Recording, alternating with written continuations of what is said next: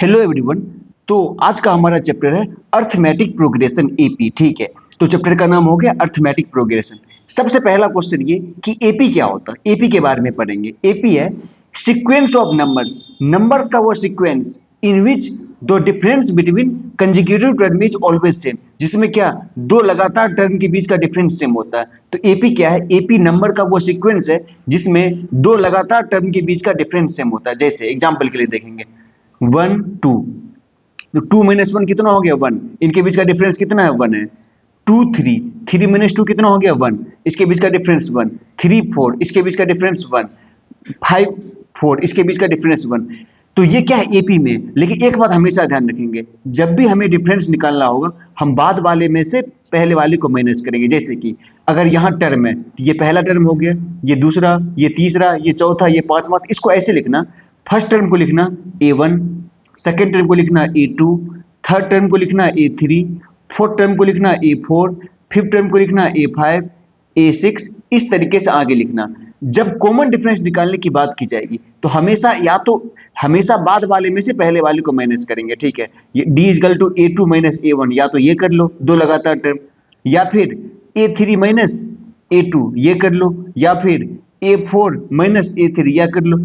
तो चाहो तो किसी भी दो लगातार टर्म के बीच का डिफरेंस अगर सेम आ रहा है, किसी भी लगातार दो टर्म के बीच का डिफरेंस अगर सेम आ रहा तो वो क्या होगा एपी होगा। ठीक है, तो क्या ये सीक्वेंस एपी में है? यस, ये सीक्वेंस बिल्कुल एपी में है और यहाँ पर कॉमन डिफरेंस कितना 1 है। ठीक, नेक्स्ट चीज जो हमें पढ़ना है वो है आइडेंटिफाई दिज आर एपी और नोट। हमें इनको आइडेंटिफाई करना, पहचानना कि क्या ये एपी में है या नहीं है। तो एपी में होने के लिए क्या जरूरी है? कॉमन डिफरेंस सेम होना चाहिए। चलिए चेक करते हैं। 3 6 9 12 15 18, क्या ये एपी में है? देखो 6 माइनस 3 कितना हो गया 3, 9 माइनस 6 कितना हो गया 3, 12 माइनस 9 कितना हो गया 3, 15 माइनस 12 कितना हो गया 3। ये किस में है? एपी में। ये किस में है? एपी में। इसकी बात कर लो। 4 माइनस 2 क्या हो गया 2, 8 माइनस 4 ये क्या हो गया 4। यहाँ कॉमन डिफरेंस क्या हो गया? चेंज हो गया। यहाँ का डिफरेंस 2 है लेकिन यहाँ का डिफरेंस 4 है, तो ये एपी में नहीं है। इसको लिखेंगे नोट इन एपी। ठीक है, आगे देखो क्या ये एपी में है? यहाँ तो सारे नंबर लेने से एक ही नंबर है 1, वही बार बार रिपीट हो रहा है। क्या ये एपी में है? डिफरेंस चेक करो। 1 माइनस 1 का डिफरेंस कितना हो गया 0, फिर 1 माइनस 1 का डिफरेंस कितना हो गया 0, फिर 1 माइनस 1 का डिफरेंस कितना हो गया 0, फिर 1 माइनस 1 का डिफरेंस कितना हो गया 0। तो यहाँ भी क्या डिफरेंस तो सेम ही है, तो यहाँ भी कॉमन डिफरेंस सेम है, तो ये भी क्या होगा एपी में ही होगा। ये भी क्या होगा? एपी में ही होगा। अब सबसे लास्ट और सबसे इंपॉर्टेंट, क्या ये एपी में है? इसको देखकर हम बिल्कुल नहीं कह सकते हैं कि जैसे √2 है, √8 है, √18 है, क्या ये एपी में है? इसको देखकर सिंपली नहीं कह सकते। इसको हमें पहले सॉल्व करना होगा, फिर हम कहेंगे कि ये एपी में है या नहीं। चेक करते हैं इसको। ठीक है, तो इसको एपी में चेक करने के लिए सबसे पहले टर्म बोल दो। इसको बोल दो A1 फर्स्ट टर्म में, इसको बोल दो A2 सेकंड टर्म में, इसको बोल दो A3 थर्ड टर्म में, इसको बोल दो A4 फोर्थ टर्म में। इस तरीके से आगे जाएगी। सबसे पहले मैं कहता हूँ A1 को देखो। A1 का वैल्यू कितना √2 है, बिल्कुल। A2 को देखो, A2 का वैल्यू कितना √8 है। अब बताओ √8 को मैं ऐसे लिख सकता हूँ 4 × 2, बिल्कुल लिख सकता हूँ। तो 4 का स्क्वायर रूट क्या होगा 2 होगा, तो 2 बाहर आ जाएगा, तो क्या बच जाएगा 2√2 बच जाएगा। सिमिलरली A3 कितना है? A3 है √18, तो √18 को मैं कैसे लिख सकता हूँ 9 × 2, 9 का स्क्वायर रूट कितना हो जाएगा 3, तो ये क्या बच जाएगा 3√2। सिमिलरली A4 की बात करो, A4 कितना है √32, तो इसको मैं क्या लिख सकता हूँ 16 × 2, 16 का स्क्वायर रूट कितना हो जाएगा 4, तो ये क्या हो गया 4√2। अब देखो क्या √8 जो है वो 2√2 है, बिल्कुल। ये 3√2 है, बिल्कुल। तो अब अगर इस सीक्वेंस को हमें अगर प्रॉपर तरीके से देखना हो तो ये सीक्वेंस हमारा क्या बन रहा है A1 का वैल्यू कितना √2, A2 का वैल्यू कितना, यानी कि √8 का वैल्यू कितना 2√2, A3 √18 का वैल्यू कितना 3√2, A4 √32 इसका वैल्यू कितना 4√2। इस तरीके से आगे जा रहा। अब क्या ये एपी में है? चेक करो।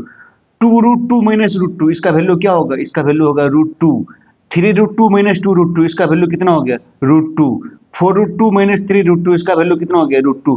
यहाँ पर क्या कॉमन डिफरेंस सेम है? यस, कॉमन डिफरेंस सेम है। और कॉमन डिफरेंस क्या है? यहाँ पर कॉमन डिफरेंस है √2 जो कि सेम है, तो ये क्या होगा? Yes, they are in AP. Yes, ये किस में होगा? एपी में होगा। ठीक है, अब नेक्स्ट चीज जो हमें पढ़ना वो है nth टर्म ऑफ एपी। एक एपी का nth टर्म क्या होता है? देखो इसको समझने से पहले ये समझना पड़ेगा जनरल फॉर्म। एपी का जनरल फॉर्म क्या होता है? तो एपी का जनरल फॉर्म होता है a+d, a+2d, a+3d। इसका मतलब कुछ समझ पा रहे हो?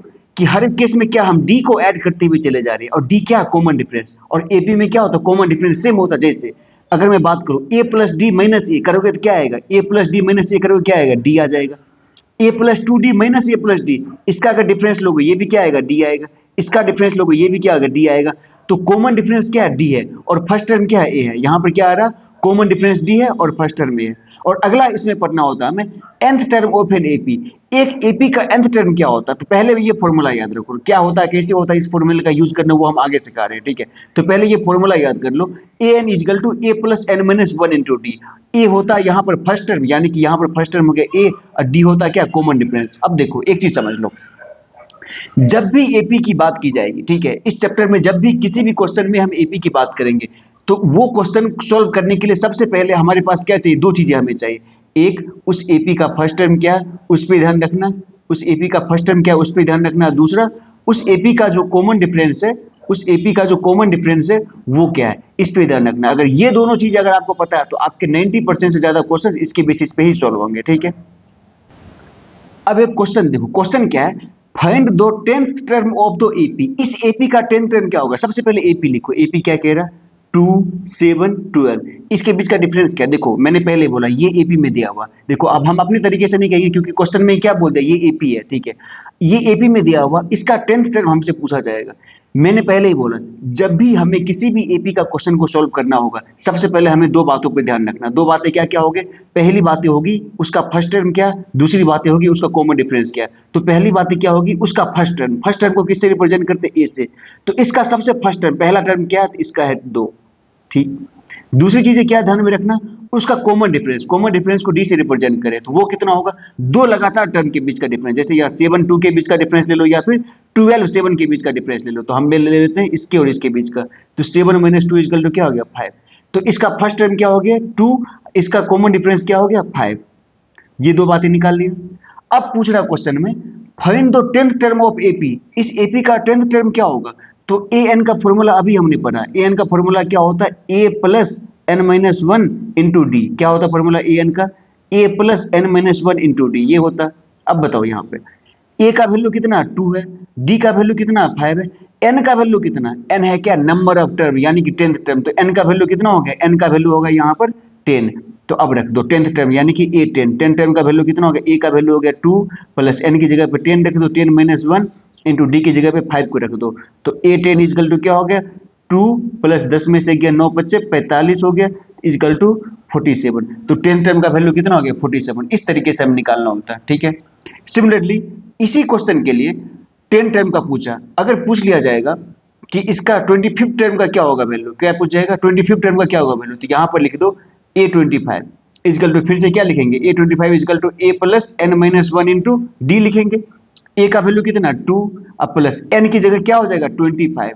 तो 25 माइनस वन इंटू डी कितना हो गया 5 is equal to 2 plus 25 minus one कितना हो गया 24 इंटू 5 इजिकल टू 2 प्लस 24 पर 120, तो ये हो गया 122। तो A25 25वां टर्म इसका क्या हो जाएगा 122। सिमिलरली हमसे पूछ ले A101 term, A202 term, A999 term, हम किसी टर्म का वैल्यू क्या इस फॉर्मूले की हेल्प से इजिली निकाल सकते हैं। अब नेक्स्ट चीज हमें पढ़ना, sum of first n term of N AP. एक एपी के शुरू के n टर्म का सम क्या होगा। तो एक तो फॉर्मूला होता है Sn equal to n/2 into two A plus N minus one जो डी। अब पहले देखो इस फॉर्मूले को समझने से पहले ये देखो, क्या ये एपी में है, यस ये एपी में है बिल्कुल। कॉमन डिफरेंस कितना होगा 1 होगा, 2 - 1 1, 3 - 2 1, 4 - 3 1, 5 - 4 1, ये एपी में। अगर मैं आपसे बोलूं इसके शुरू के दो टर्म का सम बताओ, शुरू के दो टर्म का, तो आप क्या बोलोगे 1 + 2 को ऐड कर दो कितना हो जाएगा 3 हो जाएगा। शुरू के तीन टर्म का सम बताओ क्या हो जाएगा 1 + 2 + 3, तो क्या हो जाएगा 1 + 2 + 3, 3 2 5 1 6 हो जाएगा। मैं पूछूंगा शुरू के चार टर्म का सम बताओ, तो आप बोलोगे 1 + 2 + 3 + 4, 4 3 7 2 9 1 10। बट अगर मैंने पूछ लिया शुरू के 200 टर्म का सम बताओ, क्या करो शुरू के 200 टर्म का सम बताओ, तो क्या अब इसको हम 200 तक लिखेंगे उसके बाद ऐड करेंगे, नहीं। तो इसके लिए फॉर्मूला बना हुआ है, इसके लिए क्या है फॉर्मूला बना हुआ है। फॉर्मूला क्या है, वो फॉर्मूला हमारा Sn equal to n/2 into 2a plus n - 1 into d, ठीक है। ये फॉर्मूला हमारे पास बना हुआ। अब देखो यहाँ पर n क्या है, नंबर ऑफ टर्म। जैसे यहाँ पर क्या 200 टर्म की बात करेगा तो n की जगह पर हम क्या डालेंगे 200। और a क्या है, ये तो हमें पहले से मालूम है, a क्या फर्स्ट टर्म है, यहाँ पर क्या 1 है। d क्या है, d क्या कॉमन डिफरेंस है, वो भी यहाँ पर क्या 1 होगा। अगर इसके लिए, अगर इस क्वेश्चन में हमसे अगर ये पूछ ले कि शुरू के 200 टर्म को जोड़ने पर आंसर क्या आएगा, तो क्या कैसे सॉल्व करेंगे इसको। सबसे पहले निकाल लो n, तो n का वैल्यू कितना होगा 200, क्योंकि 200 टर्म का सम पूछ रहा है। a कितना होगा, फर्स्ट टर्म क्या 1, कॉमन डिफरेंस d कितना होगा, किसी भी दो लगातार टर्म के बीच का डिफरेंस 2 - 1 ले लो, 2 - 1 इक्वल टू क्या हो गया 1। तो इसका n हो गया 200, a हो गया 1, कॉमन डिफरेंस हो गया 1। अब निकाल दो क्या Sn, यानी कि S200 इक्वल टू क्या होगा, n की जगह पे लिख लो 200/2 इंटू 2a, तो 2 इंटू a क्या हो गया 1 प्लस n - 1, 200 - 1 इंटू d की जगह पे क्या 1। अब इसको आप सॉल्व कर लेंगे, जो आएगा वही क्या होगा, इसका सम हो जाएगा। ठीक है, अब इसी फॉर्मूले से रिलेटेड एक क्वेश्चन आपको दिया हुआ जो कि आपको सॉल्व करना, देखेंगे। If the first term of N AP is -5, एक एपी है जिसका फर्स्ट टर्म कितना -5, यानी कि फर्स्ट टर्म किसको बोलते हैं, ए को बोलते हैं। तो इसके लिए, इस एपी के लिए ए का वैल्यू कितना -5, okay. And the common difference is 2, इस एपी का कॉमन डिफरेंस क्या है, कॉमन डिफरेंस है 2। पूछ रहा then the sum of first 6 term, sum of first 6 term, n का वैल्यू कितना 6, तो पूछ रहा सम ऑफ फर्स्ट 6 टर्म यानी कि S6 का वैल्यू पूछ रहा। तो फॉर्मूले कौन सा यहाँ पर यूज करते हैं, Sn = n/2 into 2a plus n - 1 into D, इस फॉर्मूले का हम यहाँ पर यूज करते हैं। अब देखो यहाँ पर क्या है, n का वैल्यू कितना, n का वैल्यू है 6, ए का वैल्यू कितना, ए का वैल्यू है -5, और डी यानी कि कॉमन डिफरेंस, कॉमन डिफरेंस का वैल्यू कितना 2, तो सबको यहाँ पर पुट कर दो। S6 = n/2 यानी कि 6/2 इंटू 2a, 2 इंटू ए कितना हो गया -5 प्लस n - 1, 6 - 1 कितना हो गया 5 इंटू डी कितना हो गया 2 = 6/2 इंटू 5 2 -10 प्लस 5 2 10। तो -10 प्लस 10 क्या हो गया, कट के 0 हो गया आपस में।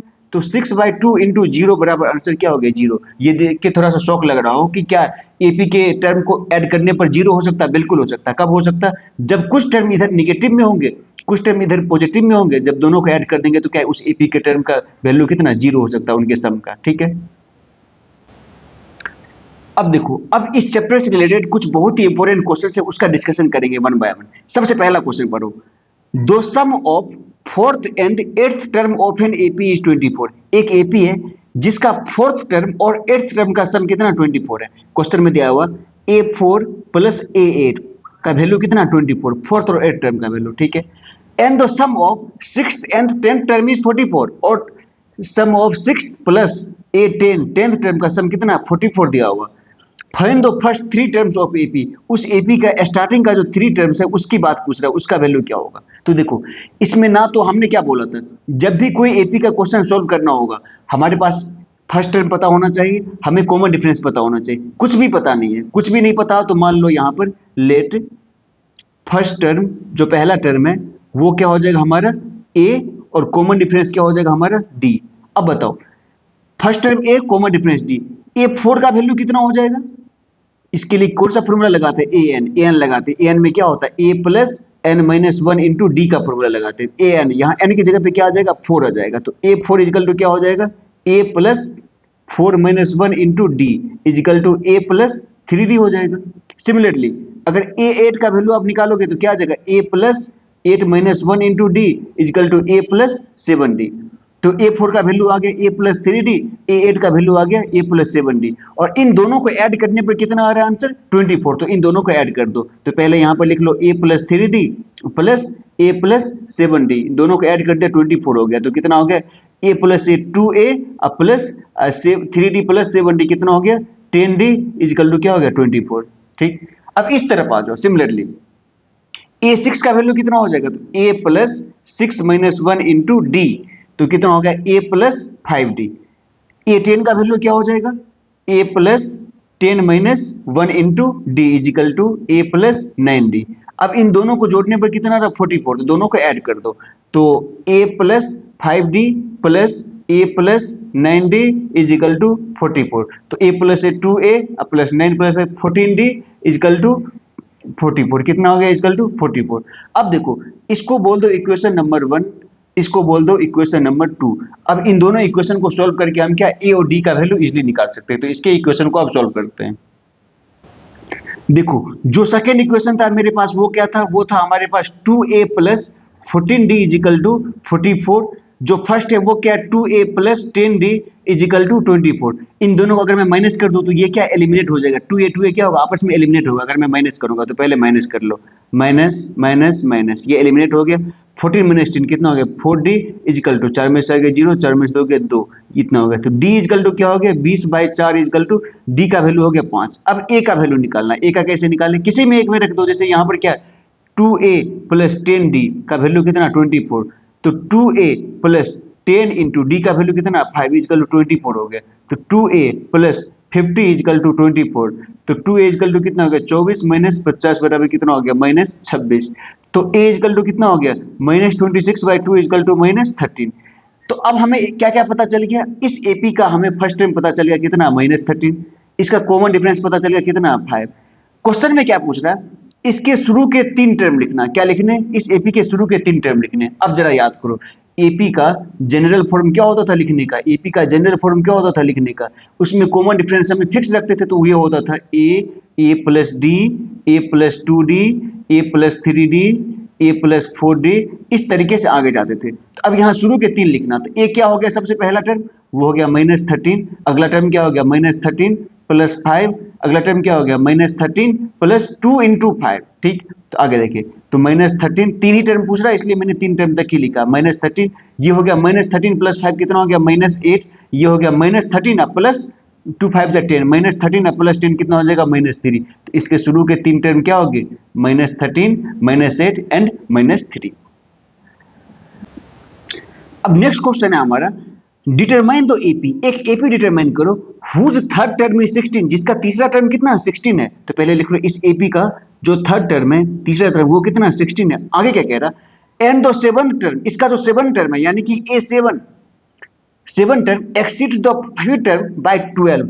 ये जो सेवन टर्म है ये क्या, इसके जो पांचवा टर्म है यानी कि A5 है, इससे क्या 12 ज्यादा है। ध्यान से समझो, एंड द सेवन टर्म यानी कि A7 जो है exceeds the fifth term by 12, fifth term से कितना ये 12 ज्यादा है। ज्यादा कौन है, बड़ा कौन है, ये 12 ज्यादा। तो मैं पूछता हूं कि दोनों इक्वल कब होंगे, अगर ये A7 A5 से 12 ज्यादा है, A7 अगर A5 से 12 ज्यादा तो हम क्या करेंगे, A7 में से क्या अगर 12 को माइनस कर देंगे तो ये A5 का बराबर हो जाएगा।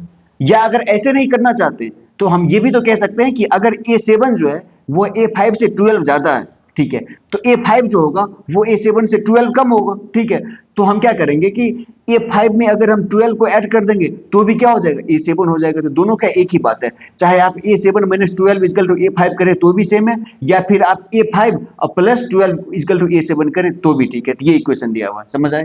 तो अब क्वेश्चन क्या पूछा, डिटरमाइन तो एपी, वो एपी क्या होगा जिसका थर्ड टर्म ये है और रिलेशन ये दिया हुआ है, इसके बीच में सॉल्व करते हैं। देखो मैंने शुरू में बोला था कि कोई भी एपी हमें दिया जाएगा, हमारे पास दो चीजें पता होना चाहिए, एक फर्स्ट टर्म एक कॉमन डिफरेंस। यहाँ भी ना तो फर्स्ट टर्म दिया हुआ ना तो कॉमन डिफरेंस, कुछ भी नहीं दिया हुआ। तो मान लो यहाँ भी क्या, लेट फर्स्ट टर्म बराबर क्या मान लो ए और कॉमन डिफरेंस बराबर मान लो डी। ठीक है, अब थर्ड टर्म A3 का वैल्यू क्या हो जाएगा, a प्लस n माइनस 1 यानी कि 3d minus 1 into d equal to क्या होगा a प्लस 2d, और इसका वैल्यू कितना दिया हुआ a प्लस 2d यानी कि थर्ड टर्म का 16। तो यहाँ लिख लो आप a plus 2d is equal to 16।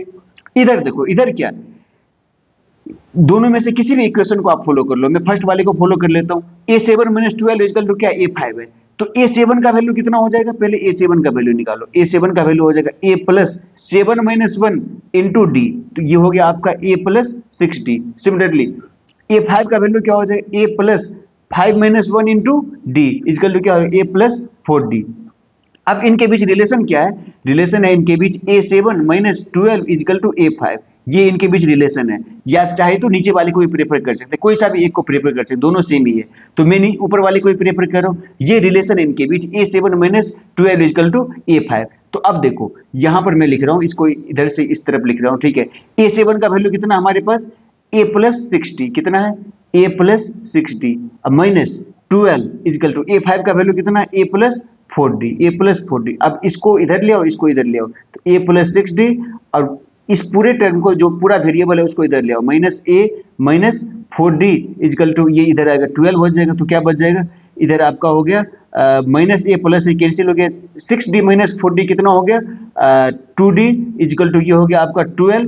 तो d इजिकल टू क्या हो जाएगा, d इजिकल टू हो जाएगा 12/2 इजिकल टू 6। तो अब a का वैल्यू निकाल सकते हैं, बिल्कुल निकाल सकते हैं। अब देखो d का वैल्यू हमने कितना निकाला, d का वैल्यू हमने निकाला 6 और इक्वेशन हमारे को दिया हुआ क्या था a plus 2d is equal to 16, जो कि क्या AP का जो थर्ड टर्म था उसका वैल्यू दिया हुआ, तो d की जगह पे उसमें रख दो, तो a प्लस 2 इंटू डी की जगह पे क्या रख दो 6 को रख दो, बराबर कितना हो जाएगा 16 हो जाएगा। तो a प्लस 2 6 6 दूनी 12 बराबर 16 हो गया। तो a बराबर कितना हो गया 16 माइनस 12 बराबर a का वैल्यू कितना हो गया 4 आ गया। पूछा डिटरमाइन दो AP। अब AP क्या होगा, तो अब हमें AP मिल गया जिसका फर्स्ट टर्म क्या है 4 है, कॉमन डिफरेंस क्या है 6 है। अब AP का जनरल फॉर्म लिख दो, तो AP क्या बनेगा जनरल फॉर्म बनेगा। जनरल फॉर्म क्या होता है AP का, वो होता है a plus d a plus 2d a plus 3d, इस तरीके से बढ़ता जाएगा। तो सबसे पहले a में आ गया 4, फिर 4 प्लस 6, फिर 4 प्लस 2 गुने 6, फिर 4 प्लस 3 गुने 6, आगे बढ़ेगा। तो ये हो गया 4 4 6 10, 6 दिन 12 4 16, 7 18 4 22। तो ये क्या हमारा AP बन जाएगा, इसका कॉमन डिफरेंस क्या होगा 6 होगा। तो हमारा ये AP जो रिक्वायर्ड आंसर हमारा हो गया। ठीक है, अगला क्वेश्चन है हमारा find the number of natural number. ऐसे कितने नंबर है नेचुरल नंबर का बिटवीन 102 एंड 998, 102 और 998 के बीच में। तो 102 एंड 998 इनके बीच ऐसे कितने नेचुरल नंबर है which are divisible by 2 and 5 both, जो कि क्या 2 और 5 दोनों से डिविजिबल। मैं पूछ रहा हूँ 102 और 998 के बीच ऐसे कितने नेचुरल नंबर है जो कि 2 और 5 किससे दोनों से डिविजिबल है। अब बताओ दोनों से कौन डिविजिबल हो गए। मैं पूछता हूं कि 2 से डिविजिबिलिटी का रूल क्या होता है, 2 से कोई भी नंबर कब डिविजिबल होगा, या तो लास्ट में इवन होना चाहिए या फिर 0 होना चाहिए। 5 से डिविजिबिलिटी का रूल क्या होता है, या तो लास्ट में 0 होना चाहिए या तो 5 होना चाहिए। अगर मैं चाहता हूं कि दोनों से डिविजिबल हो जाए तो दोनों में कॉमन क्या है 0, इसमें भी 0 इसमें भी 0, यानी कि लास्ट में क्या 0 होना चाहिए। मतलब क्या वो नंबर किससे 10 से डिविजिबल होना चाहिए, ये भी कह सकते हैं। और वो नंबर डिविजिबल होगा 2 एंड 5 दोनों से जिसके लास्ट में क्या होगा 0 होगा। समझ गए। तो 2 एंड 5 से कौन सा नंबर है जो कि डिविजिबल होगा, जो 10 से डिविजिबल होगा या फिर जिसके लास्ट में क्या हो 0 हो। अब बताओ 102 और 998 इन दोनों के बीच ऐसे कितने नंबर होंगे जिनके लास्ट में क्या होंगे 0 होंगे। तो मैं पूछता हूं कि इन दोनों के बीच सबसे पहला नंबर क्या होगा जिसके बीच लास्ट में क्या होगा 0 होगा। तो 102 के बाद क्या आ जाएगा 110 आ जाएगा। अगला क्या हो जाएगा 120, अगला क्या हो जाएगा 130, अगला क्या हो जाएगा 140, सबसे लास्ट क्या हो जाएगा, यानी कि 998 से ठीक पहले क्या हो जाएगा 990, क्या हो जाएगा 990। अब पूछ रहा find the number of natural number. अब देखो इसके बेसिस पे हम क्या पता कर सकते हैं, पहले इधर ध्यान दो। इसके बेसिस पे जो डेटा हमारे को दिया हुआ इसके बेसिस पे हम क्या पता कर सकते हैं। क्या ये AP में है, बिल्कुल AP में। कॉमन डिफरेंस यहाँ साफ साफ देखो 110 120 130 140 10 का कॉमन डिफरेंस है। तो जब भी AP की बात होगी मैंने बोला दो चीजों को ध्यान में रखना, एक फर्स्ट टर्म दूसरा कॉमन डिफरेंस। तो इसका फर्स्ट टर्म पहले लिख लो, कितना हो गया A first term 110, common difference कितना हो गया 120 माइनस 110 बराबर कितना हो गया 10। पूछ क्या रहा और एक चीज और दिया हुआ लास्ट टर्म, इसका सबसे लास्ट टर्म दिया हुआ। तो लास्ट टर्म कितना दिया हुआ 990 दिया हुआ। अब पूछ रहा find the number of natural number. ऐसे कितने नेचुरल नंबर इनके बीच में। मैं पूछ रहा हूं कि टोटल कितने नंबर है। मैं कह देता हूं एग्जांपल के लिए, मान लो यहां से लेकर, यानी कि कहने का मतलब यह है कि 110 से लेकर 990 के बीच में टोटल नंबर कितना n है।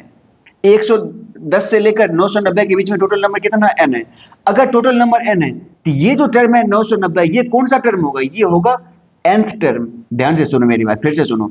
अगर मैं कह रहा हूं कि 110 से लेकर 990 के बीच में टोटल नंबर कितना n है, टोटल नंबर n है, तो जो सबसे लास्ट टर्म होगा वो कौन सा होगा nth टर्म होगा, nth टर्म होगा। उसको हम किससे रिप्रेजेंट करते हैं an से रिप्रेजेंट करते हैं। और यही क्या हमारा लास्ट टर्म। तो लास्ट टर्म हमारा क्या हो जाएगा यहाँ पर an हो जाएगा।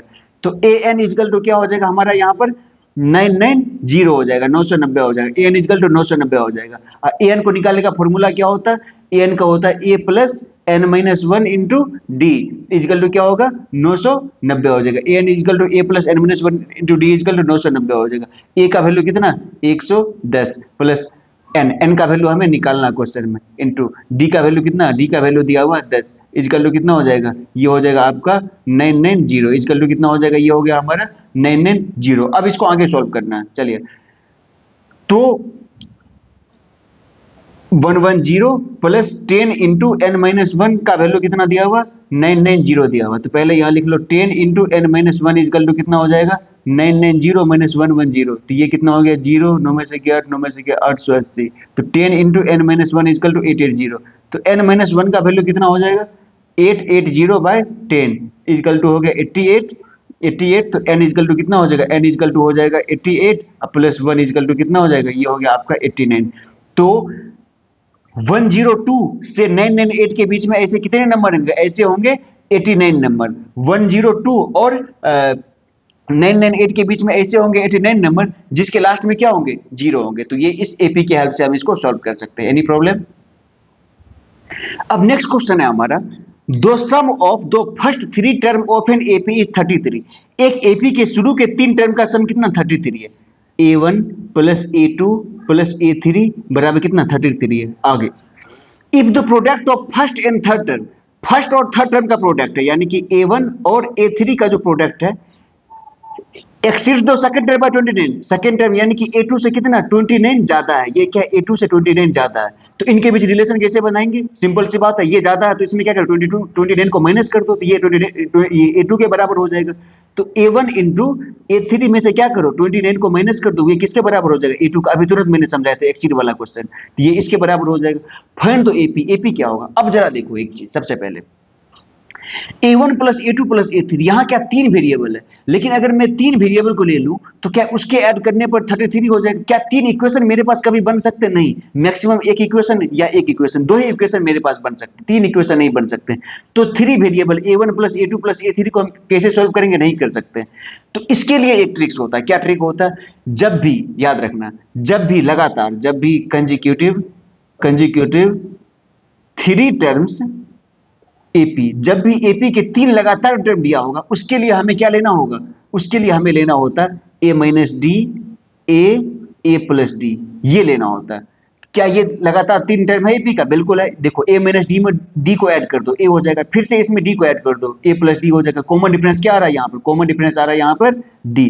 अब ऐसा क्यों लिया हमने, ऐसा इसलिए लिया कि अगर इन तीनों को हम ऐड कर दे तो देखो minus d plus d cancel हो जाएगा ऐड करने पर, और ए प्लस ए 3 हो जाएगा।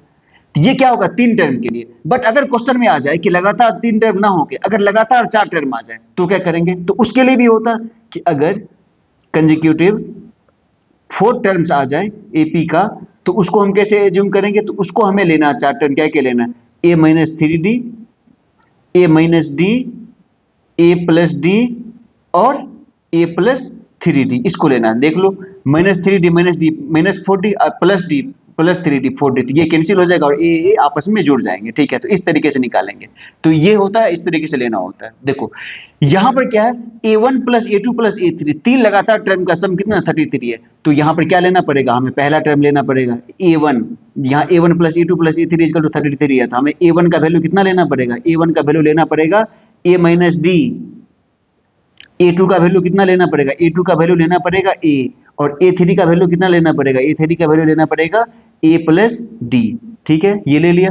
अब इन तीनों को ऐड करने पे कितना आ रहा 33, इन तीनों को ऐड करने के ऊपर कितना आ रहा 33। तो अब इन तीनों को ऐड कर लो, a1 plus a2 plus a3 बराबर कितना बच्चे 33। तो इनको ऐड कर लो, a1 कितना है a minus d plus a2 कितना a प्लस a3 कितना a plus d equal to कितना 33। तो minus d plus d cancel, a कितना हो गया 3a इक्वल टू आ गया 33। तो a इक्वल टू क्या हो गया तुम्हारा 33/3 इक्वल टू ये हो गया आपका 11। तो a का वैल्यू कितना आ गया 11। अब हम दूसरे इक्वेशन की हेल्प से d का वैल्यू निकालेंगे।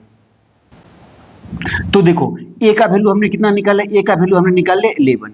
अब हमें किसका वैल्यू चाहिए, d का वैल्यू चाहिए। d का कैसे निकाला, देखो ये एक रिलेशन दिया हुआ था, याद करो a1 इंटू a3 माइनस 29 बराबर क्या होता था a2। मैंने बोला था क्वेश्चन में लिखा हुआ था कि अगर फर्स्ट और थर्ड टर्म को मल्टीप्लाई कर देते, ये क्या 29 ज्यादा है a2 के तुलना में, तो a1 into a3 minus 29 equal to क्या हो जाएगा a2 हो जाएगा। अब यहाँ पर देखो a1 का वैल्यू कितना दिया हुआ, a1 तो क्वेश्चन में क्या दिया हुआ, a1 दिया हुआ हमारे पास यहाँ पर a माइनस डी, a2 कितना दिया हुआ, a2 दिया हुआ था a, और a3 कितना दिया हुआ था, a3 दिया हुआ था a प्लस डी, तभी तो लिया ना a माइनस डी a और a plus D, a1 a minus D, a2 a, a3 a plus D. तो a1 की जगह पे क्या लिख लेंगे, यहाँ पर लिखेंगे a minus d, into a3 की जगह पे क्या लिखेंगे, यहाँ पर लिखेंगे a प्लस डी अब माइनस का 29 इजिकल टू A2 की जगह पे क्या लिखेंगे A, इस A का वैल्यू हमने कितना निकाला, A का वैल्यू निकाला 11, तो यहाँ पे क्या लिख देंगे 11, तो यहाँ लिख लो पहले A minus d into A plus d minus 29 equal to 11, ठीक है। अब देखो A minus d into A plus d, formula क्या हो जाएगा A plus b into A minus b, A square minus b square, तो A minus d into A plus d कितना हो जाएगा A square minus d square. अब minus का 29 equal to कितना हो जाएगा 11 हो जाएगा, कितना हो जाएगा 11। अब अच्छा A का वैल्यू 11 है तो 11 को यहाँ भी लिख लो, ये भी तो A ही है तो यहाँ भी 11 लिख लो, तो 11 का स्क्वायर माइनस डी का स्क्वायर माइनस 29 बराबर हो गया 11, तो 11 का square 121 minus d square minus 29 बराबर 11। अब डी स्क्वायर को उधर ले जाओ, बाकी सबको इधर ले आओ, 121 माइनस 29 माइनस 11 बराबर डी स्क्वायर, 121 माइनस 9 1 10 0 1 2 1 3 1 4 बराबर डी स्क्वायर, तो 1 12 बस 4 गया 8, डी एस बराबर डी स्क्वायर 81 बराबर डी स्क्वायर, कितना आ गया डी स्क्वायर बराबर 81। अब डी का वैल्यू क्या होगा, डी का वैल्यू होगा प्लस माइनस 9, सिर्फ ये नहीं कह देंगे 9, यानी क्योंकि माइनस 9 का स्क्वायर भी तो क्या होगा 81 होगा, तो डी का वैल्यू क्या होगा प्लस माइनस 9, तो 9 का स्क्वायर क्या 81 होगा। अब देखो ए का वैल्यू हमसे क्या पूछ रहा था, हमसे पूछ रहा था फाइंड तो एपी, एपी क्या होगा, मैंने बोला देखो ए का वैल्यू कितना होगा, ए का वैल्यू तो 11 होगा, वो तो फिक्स है, उसमें तो कोई प्लस माइनस है ही नहीं, बट डी का वैल्यू में क्या प्लस माइनस है, डी का वैल्यू या तो प्लस 9 भी हो सकता है, डी का वैल्यू या तो माइनस 9 भी हो सकता है, तो अगर हमें एपी को निकालना है तो एक बार क्या करो डी का वैल्यू ले लो प्लस 9, एक बार क्या करो डी का वैल्यू ले लो माइनस 9, तो मैं कह रहा हूँ ये है हमारा केस 1, ये क्या है हमारा केस 1, तो केस 1 में क्या ले रहे हो डी का वैल्यू प्लस 9, तो एपी क्या हो जाएगा, एपी हो जाएगा हमारा A1 A2 और A3, तो A1 क्या था हमारा था AP था A माइनस डी A और A प्लस डी, ये था AP, तो A माइनस डी कितना हो जाएगा 11 माइनस 9, ये हो जाएगा A का वैल्यू 11, ये हो जाएगा 11 प्लस 9, तो AP की 11 माइनस 9 गया 2, 11 11 प्लस 9 20, ये हो गया फर्स्ट केस। अब हम ले लेते हैं क्या केस 2, तो केस 2 में क्या आएगा फिर से A इजकल टू 11 हो जाएगा, यहाँ पर D कितना हो जाएगा, यहाँ पर D हो जाएगा माइनस 9, क्योंकि D प्लस 9 हम पहले ले चुके हैं, तो यहाँ पर D क्या हो जाएगा माइनस 9 हो जाएगा, तो यहाँ भी लगा दो क्या A माइनस डी A और A प्लस डी, तो A माइनस डी कितना हो जाएगा 11 माइनस माइनस का 9 और A का वैल्यू हो जाएगा 11 और 11 प्लस माइनस का 9, तो ये कितना हो जाएगा आपका, तो ये हो जाएगा आपका 11 माइनस माइनस 11 प्लस 9 कितना 20 हो गया, 11 हो गया 11 प्लस मैंने 11 में 2, तो इसका एपी कितना हो जाएगा 20 11 दो, तो अगर डी का वैल्यू प्लस 9 लिए तो 2 11 20, अगर डी का वैल्यू माइनस 9 लिए तो 20 11 और 2, तो ये दोनों क्या हो गया एपी हो गया, ठीक है।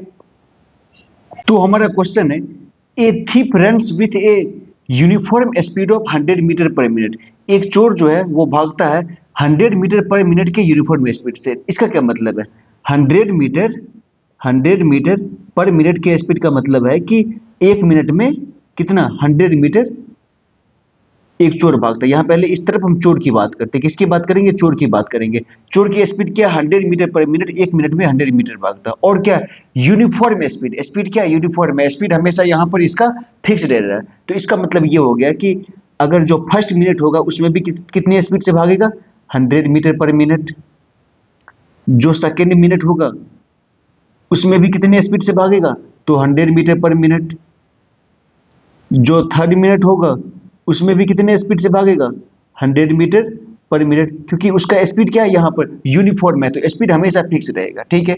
अब बताओ आगे पढ़ते क्वेश्चन में, तो क्या हुआ क्वेश्चन क्या पढ़ा, a thief runs with a uniform speed of 100 metre per minute, एक चोर भागता है 100 मीटर पर मिनट की स्पीड से आगे, आफ्टर 1 मिनट, ठीक 1 मिनट के बाद, यहाँ लिख लो आफ्टर 1 मिनट, ठीक 1 मिनट के बाद, a policeman runs after the thief to catch him, एक पुलिस वाला उसके पीछे भागता है उसको पकड़ने के लिए, तो इधर हमने चोर की बात की, इस तरफ हम बात कर लेते किसकी पुलिस की, तो पुलिस क्या हुआ अब इस चोर को भागने के लिए पहुंचता, कब 1 मिनट के बाद, पहले चोर भागा उसके 1 मिनट के बाद अब पुलिस उसको पकड़ने के लिए जा रहा है, ठीक है।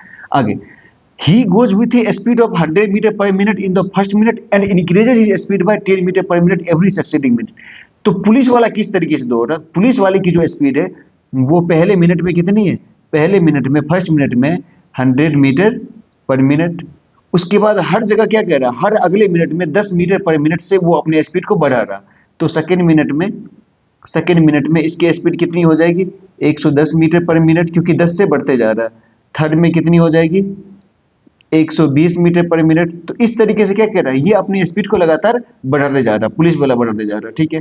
अब कह रहा है after how many minutes will the police man catch दो थी, क्वेश्चन भी पूछ रहा है कितने टाइम के बाद पुलिस जो है वो चोर को पकड़ लेगा, तो वो तो टाइम पता नहीं है, तो मान लो तो पुलिस पकड़ लेगा, police police will catch thief in T minute, मान लिया टी मिनट में पकड़ लिया, तो पुलिस कितना भागेगा, पुलिस भागेगा आपका टी मिनट तक, पुलिस कितना भागेगा, पुलिस भागेगा टी मिनट तक, चोर कितना भागेगा, क्योंकि चोर इससे 1 मिनट पहले से भाग रहा, पुलिस इसके 1 मिनट बाद भागा, तो चोर इससे 1 मिनट पहले से भाग रहा, तो चोर कितना भागेगा, t+1 मिनट तक।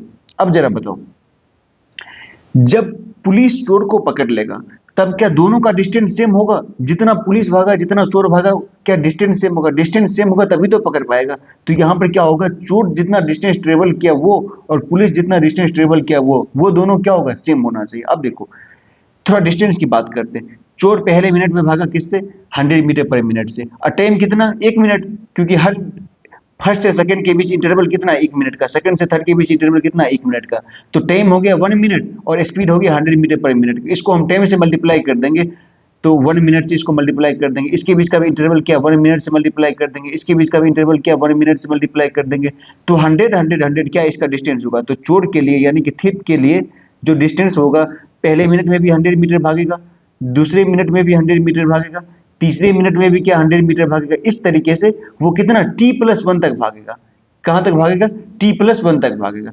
अब पुलिस की बात करते हैं, पुलिस का क्या, पहले मिनट में कितना भागेगा, यहां लिख लेते पुलिस, पुलिस की अगर मैं बात करूं तो पहले मिनट में कितना भागेगा, 100 मीटर भागेगा, दूसरे मिनट में कितना भागेगा, 110 मीटर भागेगा, तीसरे मिनट में कितना 120 मीटर, चौथे मिनट में कितना 130 मीटर, इस तरीके से ये कितना भागेगा, टी मिनट तक भागेगा, कितना भागेगा, टी मिनट तक भागेगा। अब आगे ध्यान देंगे, ठीक है, आगे क्या समझ में आएगा, देखो चोर की पहले बात करो, 100 100 100 100 कितना तक, t+1 तक, यानी कि first minute, second minute, third minute, fourth minute, कितना तक, t+1 तक। पुलिस की बात करूं, पुलिस का कितना होगा, 100 110 120 130 कितना तक, टी तक, कहां तक होगा, टी तक, तो first minute, second minute, third minute, fourth minute, क्या ये दोनों एपी बन रहा, बिल्कुल ये भी एपी है, जहां पर कॉमन डिफरेंस क्या, 0 है, ये तो ऑब्वियसली एपी है जिसमें कॉमन डिफरेंस क्या, 10 है। अब बताओ पहले मिनट में पुलिस इतना भागा, दूसरे में इतना, तीसरे में इतना, टोटल टी भागा, तो सबको क्या करना पड़ेगा, ऐड करना पड़ेगा, 100+1 0+1 2 0+1 3 0 plus dot dot dot T तक, तो उसके लिए फॉर्मूला क्या होता है, SN का। सिमिलरली इसके लिए फॉर्मूला क्या होगा, SN का, तो दोनों का डिस्टेंस क्या होगा, सेम होगा, तभी तो क्या जो पुलिस है वो चोर को पकड़ पाएगा। तो चलिए पहले हम चोर का डिस्टेंस निकालते हैं, थिप का डिस्टेंस, चूंकि ये किसमें है, ये एपी में है, दोनों ही एपी में है, तो पहले चोर की बात कर लेते हैं, थिप का डिस्टेंस, एपी है तो फर्स्ट टर्म क्या है, 100, कॉमन डिफरेंस क्या है, 100 - 100 0, और नंबर ऑफ टर्म कितने हैं, नंबर ऑफ टर्म में t+1, क्योंकि ये कितना भाग रहा है, t+1 टाइम तक भाग रहा है, कितना तक भाग रहा है, t+1, ये फर्स्ट सेकंड थर्ड t+1 तक भाग रहा है, नंबर ऑफ टर्म कितना होगा, t+1। तो अब SN का फॉर्मूला क्या होता है, n/2 into 2a plus n-1 into d होता है, ये होता है बेसिक फॉर्मूला इसका। तो इसको सॉल्व करेंगे तो ST+1 का क्या हो जाएगा, n की जगह पे क्या लिख देंगे, t+1, इसका क्या हो जाएगा, n की जगह पे t+1/2 into 2a, 2 into a की जगह पे 100, अब प्लस देखो यहाँ d 0 आ गया, तो ये पूरा का पूरा टर्म क्या हो जाएगा, 0 इंटू समथिंग 0 हो जाएगा, तो पहले ही मैंने इसको 0 कर दिया, ठीक है। तो ST+1 बराबर क्या हो गया, t ये हो गया 200 बच जाएगा, 200/2, ये 2 से 2 कट के 100 बच जाएगा, तो 100 इंटू t+1, ये कितना, ये क्या आ गया, 100 इंटू t+1, ये आ गया थिप का डिस्टेंस, ये किसका आ गया, थिप का डिस्टेंस। तो चोर कितना भागा, चोर भागा 100 इंटू t+1, ठीक है। अब निकालेंगे पुलिस का, कि पुलिस कितना भाग रहा है। देखो पुलिस के लिए भी सेम वही formula, SN = n/2 into 2a plus n-1 into d। चलो इसके लिए S क्या होगा, n का वैल्यू कितना होगा, t, क्योंकि ये कहां तक भागा, नंबर ऑफ टर्म t तक, तो t/2 into 2a, 2 into a क्या है 100 प्लस n-1, तो n क्या है t-1 into d, common difference क्या होगा, 110 - 110 या 120 - 110 10, तो कॉमन डिफरेंस यहाँ पे क्या हो गया, 10 10 हो गया।